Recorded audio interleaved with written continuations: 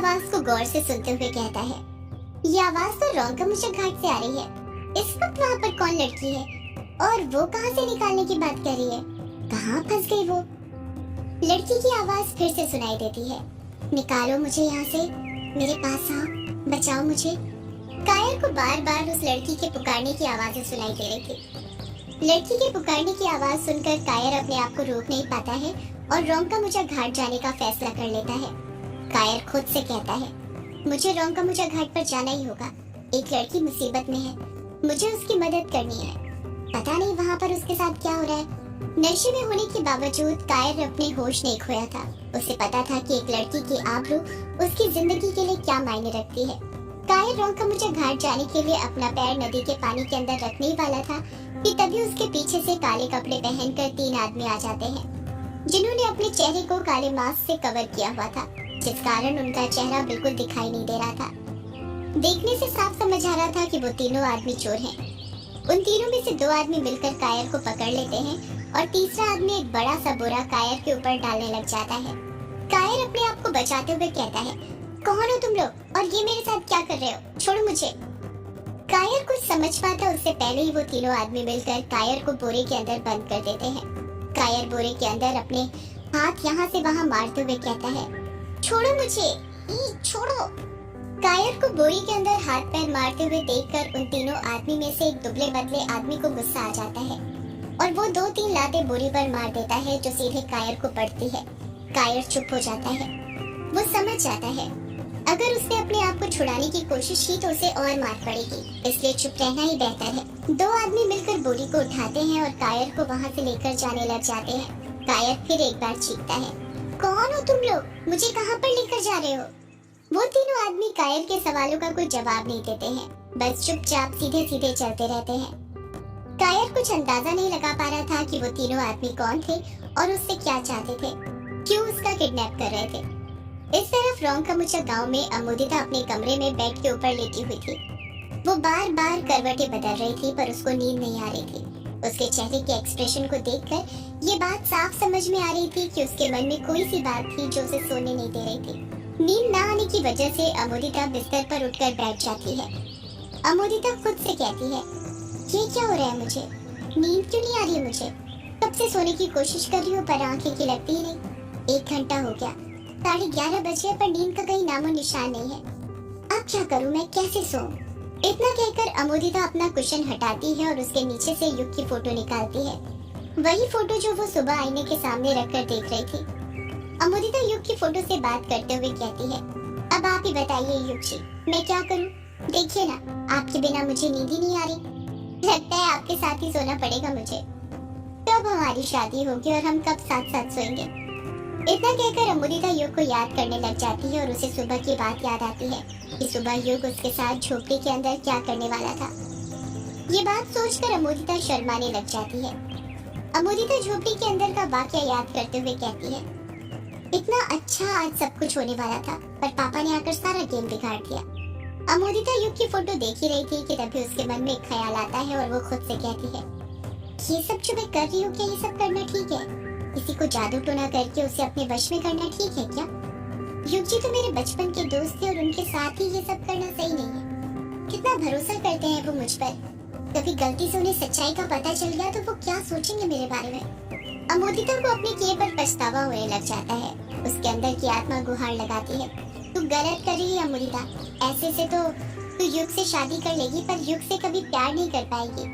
जिस दिन वशीकरण टूटेगा उस दिन युग भी तुझसे दूर हो जाएगा।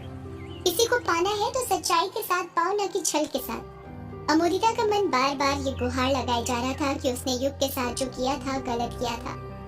अमोदिता के अंदर की इंसानियत जाग जाती है और वो खुद से कहती है, मुझे युग जी पर किया वशीकरण तोड़ना पड़ेगा, पर मैं ये वशीकरण कैसे तोड़ूं?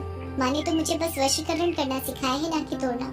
अब मैं क्या करूं? अगर माँ से पूछने गई तो वो मुझे वशीकरण तोड़ने की जगह 2-3 खरी खोटी सुना देगी। आखिर उनका दिल मेरी तरह थोड़ी बना है, वो तो पत्थर के हैं। उन्हें तो बस अपने आप से मतलब है और किसी से नहीं। सोच अमोदिता, सोच कि वशीकरण कैसे तोड़ना है। अमोदिता सोच ही रही थी कि वो युग पर किया वशीकरण कैसे तोड़े। तभी उसके दिमाग में तंत्र मंत्र यंत्र की किताब का ख्याल आता है जिसके बारे में रजनी ने उसे बताया था। अमोदिता खुद से कहती है, अरे हाँ, वो जादू टोने वाली किताब, उसके अंदर जरूर लिखा होगा कि वशीकरण तोड़ते कैसे हैं। जितना मुझे याद है, जादू टोना करते वक्त वो किताब तहखाने में ही रह गई थी। मुझे अभी तहखाने में जाना होगा और उस किताब के अंदर से वशीकरण तोड़ने का फॉर्मूला निकालना होगा। इतना कहकर अमोदिता झट से अपने बिस्तर पर से उठती है और चोरी छुपके तहखाने की ओर जाने लग जाती है। इस तरफ बगला मुड़ा गांव में वो तीनों किडनैपर कायर को किडनैप करके उसे कहीं ले जा रहे थे। कायर के बिल्कुल समझ नहीं आ रहा था कि वो लोग उसे कहां पर ले जा रहे थे। कायर बोरे के अंदर बंद था, जिसे दो किडनैपर्स ने एक साइड से पकड़ा हुआ था और उसे पकड़कर आगे बढ़ते जा रहे थे। तीसरा किडनैपर आराम से चल रहा था। कायर फिर कहता है, देखो, ये तुम लोग जो भी कर रहे हो ना, ठीक नहीं कर रहे हो। अभी भी मौका है, छोड़ दो मुझे। अभी तक जो कुछ भी हुआ है मैं सब भूल जाऊंगा। तीसरा किडनैपर जो फ्री था कायर को लात मारते हुए कहता है, साले, तुझे भूलने ही तो नहीं देना है कुछ। आज तेरे साथ वो होगा जो किसी के साथ नहीं हुआ होगा, समझा तू? कायर फिर कहता है, देखो, मैं आखिरी बार बोल रहा हूँ, नीचे उतारो मुझे, छोड़ दो मुझे। अगर मेरे दोस्तों को इस बारे में पता चला ना तो वो लोग तुम्हें छोड़ेंगे नहीं। तुम जानते नहीं हो मेरे दोस्त लोग कौन है। तीसरा किडनैपर फिर कायर को लात मारते हुए कहता है, तेरे दोस्त क्या साले अंडरवर्ल्ड से हैं जो हमें उनकी धमकी दे रहा है? साले, तू हमें नहीं जानता, हमारा कनेक्शन ना तालिबान वालों से है। तुझे इसी बोरे में भरकर तालिबान पार्सल कर देंगे, फिर रहना वहीं। इतना कहकर वो किडनैपर फिर एक लात कायर को मारने ही वाला था कि तभी पहला किडनैपर उसे रोकते हुए कहता है, बस कर, हमारी जगह आ गई। इतना कहकर पहला किडनैपर बोरे को नीचे रख देता है। वो तीनों कायर को बोरे में से बाहर निकालते हैं और रस्सी से उसके हाथ बांध देते हैं। उन तीनों ही किडनैपर के हाथों में बंदूकें थी, जिस कारण कायर चीखने की सोच भी नहीं सकता था। कायर डरते हुए कहता है, तुम लोग चाहते क्या हो? देखो, जैसा तुम लोग समझ रहे हो वैसा कुछ नहीं है। मैं बस दिखता अमीर हूँ पर हूँ बहुत गरीब। मेरे ऊपर तो कई लोगों की उधारी है, मेरी जिंदगी ही उधारी पर कट रही है। तीनों किडनैपर कुछ जवाब नहीं देते हैं। दूसरा किडनैपर तीसरे किडनैपर को इशारा करता है। वो आगे बढ़ता है और कायर के पैंट के अंदर हाथ डालने लग जाता है। कायर घबराते हुए कहता है, ये तुम क्या कर रहे हो? कहाँ हाथ डाल रहे हो? देखो, जैसा तुम लोग समझ रहे हो वैसा लड़का नहीं हूँ मैं। अरे हाथ बाहर निकालो। तीसरा किडनैपर कायर के पैंट की दूसरी जेब में हाथ डालता है और उसके अंदर से कायर का मोबाइल बाहर निकालता है। कायर अजीब सा मुंह बनाते हुए कहता है, ये तुमने मेरा मोबाइल क्यों निकाला? तुम लोग मेरे मोबाइल के साथ क्या करने वाले हो?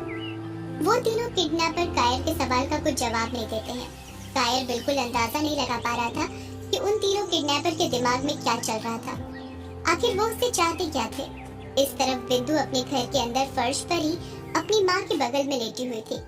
बिंदु का घर ज्यादा बड़ा नहीं था, कंजेस्टेड जगह थी क्योंकि उसकी दुकान भी उसके घर से सटकर बनी हुई थी। बिंदु उदासी के साथ अपना मोबाइल चला रही थी। वो खुद से नाराज थी क्योंकि उसने कायर से बात नहीं की थी। कई बार हम वो काम करते हैं जो हम बिल्कुल नहीं करना चाहते, फिर भी करना पड़ता है क्योंकि उसमें सामने वाले की भी भलाई छुपी रहती है और जिससे हम प्यार करते हैं उसके लिए कुछ भी करने को तैयार रहते हैं। बिंदु प्यार तो करती थी कायर से, पर उस प्यार को जाहिर कैसे करना था ये उसे नहीं आता था। इस वक्त भी वो मोबाइल के अंदर कायर की अपने साथ वाली फोटो देख रही थी। बिंदु फोन चलाते वक्त बार बार घड़ी की तरफ देख रही थी जिसमें 12 बजने में 15 मिनट कम थे। बिंदु के चेहरे को देखकर ऐसा लग रहा था जैसे वो किसी चीज का इंतजार कर रही थी। बिंदु अपना मोबाइल चला ही रही थी कि तभी उसे कायर का मैसेज आता है। बिंदु खुद से हैरानी के साथ कहती है, अरे कायर का मैसेज, वो भी इतनी रात को। बिंदु कायर का मैसेज ओपन करके पढ़ती है, बिंदु घर के बाहर आओ। बिंदु मन ही मन सोचती है, ये कायर पागल हो गया है क्या? इतनी रात को मुझे घर से बाहर क्यों बुला रहा है? इसका दिमाग तो ठिकाने पर है ना। बिंदु मैसेज टाइप करते हुए कहती है, मैं नहीं आ रही, तुम पागल हो रहे हो क्या? मैंने तुम्हें कॉल या मैसेज करने के लिए मना किया था ना, तो फिर क्यों कर रहे हो? मुझे तुमसे कुछ बात नहीं करनी है, समझे तुम? कायर का मैसेज आता है, तुम बाहर आ रही हो या नहीं आ रही हो, बस इतना बताओ। बिंदु मैसेज टाइप करती है, मैंने कहा ना मैं नहीं आ रही, और अब मैसेज मत करना, समझे तुम? मैं तुम्हें नहीं जानती। कायर का अगले पल मैसेज आता है, तुम बाहर आ रही हो या मैं अंदर आऊं? सोच लो, अगर मैं अंदर आया तो क्या होगा? पहले तो बिंदु ये मैसेज पढ़कर डर जाती है, पर वो कायर को अच्छे से जानती थी कि वो ऐसा कुछ नहीं करने वाला था, वो बस धमकियां दे रहा था और कुछ नहीं। इसलिए बिंदु मैसेज का कुछ जवाब नहीं देती है। कायर का फिर मैसेज आता है, जल्दी घर से बाहर आओ वरना मैं अंदर आ जाऊंगा। बिंदु कुछ जवाब नहीं देती है। 5 मिनट बाद ही बिंदु को कायर का फोन आने लग जाता है। बिंदु झट से फोन कट कर देती है। कायर का दोबारा फोन आने लग जाता है और बिंदु फिर फोन कट कर देती है। कायर बार बार फोन कर रहा था और बिंदु कट कर रही थी। इन सब चीजों से बिंदु परेशान हो जाती है और गुस्से से कहती है, लगता है इस कायर को ना सबक सिखाना ही पड़ेगा। ये कुछ ज्यादा ही बनने लग गया है। आज इसे छोड़ूंगी नहीं, ऐसी खबर लूंगी ना कि दोबारा कभी चेहरा तक नहीं दिखाएगा। इतना कहकर बिंदु धीरे से फर्श पर से उठती है और बिना कोई हलचल किए अपने कदम दरवाजे की ओर बढ़ाने लग जाती है। इस तरफ अमोदिता सबसे चोरी छुपे तहखाने तक पहुंच गई थी। तहखाने के अंदर अंधेरा पसरा हुआ था, ज्यादा कुछ दिखाई नहीं दे रहा था। अमोदिता माचिस की मदद से तहखाने में लगी मशाल को जलाने की कोशिश तो कर रही थी, पर वो मशाल उससे जल नहीं रही थी। अमोदिता फिर से मशाल को जलाते हुए कहती है, अरे ये क्या, ये मशाल तो जल ही नहीं रही। माँ से तो एक बार में जल जाती है, मुझसे क्यों नहीं जल रही? चलो छोड़ो, मेरे पास मोबाइल है ना, उसी का टॉर्च ऑन कर लेती हूँ। ज्यादा वक्त नहीं है मेरे पास, अगर माँ आ गई तो गड़बड़ हो जाएगी। इतना कहकर अमोदिता अपने मोबाइल का टॉर्च ऑन कर लेती है और जादू ढूंढने वाली किताब को ढूंढने लग जाती है। कुछ देर में अमोदिता उसी जगह पर पहुंच जाती है जहां पर उसने आखिरी बार उस किताब को देखा था। अमोदिता फर्श पर टॉर्च मारते हुए कहती है, अरे वो किताब कहाँ पर चली गई? यहीं पर तो रखी थी, यहीं पर तो जुग चिपटोना किया था उस दिन माँ के साथ। अमोदिता किताब ढूंढते हुए कहती है, अरे कहाँ गई वो किताब? कहीं माँ अपने साथ लेकर तो नहीं चली गई? नहीं नहीं, माँ उस किताब को अपने साथ लेकर नहीं गई थी, उन्होंने उस किताब को यहीं पर रखा था। मुझे अच्छे से याद है, वो किताब यहीं कहीं होगी। अमोदिता फर्श के आसपास किताब को ढूंढ रही थी, पर उसे वो किताब नहीं मिल रही थी। किताब ढूंढते ढूंढते वो परेशान हो जाती है। वो खुद से कहती है, कहीं ऐसा तो नहीं कि मेरी गैर हाजिरी में माँ यहाँ पर आ गई हो और वो जादू टोने की किताब लेकर चली गई हो? नहीं नहीं, ऐसा नहीं हो सकता। माँ इस तहखाने में तभी आती है जब उन्हें कोई जादू टोना करना होता है, और भला अभी वो किस पर जादू टोना करेगी? यहीं कहीं रखी होगी किताब, बस मुझे दिख नहीं रही। ढूंढ अमोदिता ढूंढ, वो किताब ही है जो युग जी पर किया वशीकरण तोड़ सकती है। इतना कहकर अमोदिता फिर से वो किताब ढूंढने लग जाती है। तहखाने में ही एक पुराना संदूक रखा हुआ था। जब अमोदिता उस पर टॉर्च मारती है तो देखती है कि उस पर कुछ रखा हुआ था। जब वो उस संदूक के पास जाती है तो देखती है कि उसके ऊपर वही किताब रखी हुई थी जिसे वो ढूंढ रही थी।